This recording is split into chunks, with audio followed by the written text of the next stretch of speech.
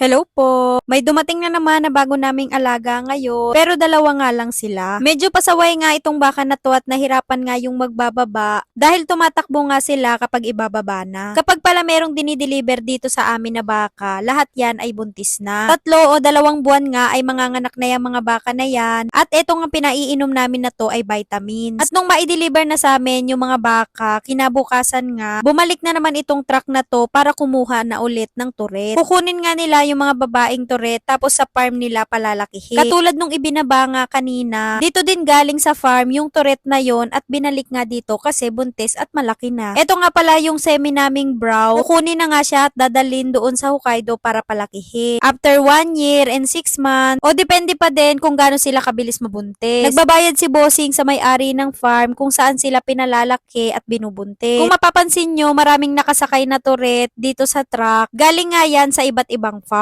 Nandito nga ako sa taas kasi hinaharang ko nga yung mga turret dahil lumalabas uli sila. Natatakot nga ako dyan kasi baka mamaya hindi ko sila mapigil, biglang tumakbo. Yung driver kasi tsaka yung asawa ko yung nagsasakay dito sa truck, kaya ako na lang yung tagaharap. At nung masakay na nga namin yung 5 turret, eto na nga yung mga natira sa amin, konti na lang sila. At tignan nyo naman naka-jacket na kasi malamig na dito sa Japan. Yung mga naiwan na lang dyan, yung mga bagong panganak, tapos yung mga lalaking turret na para pang benta.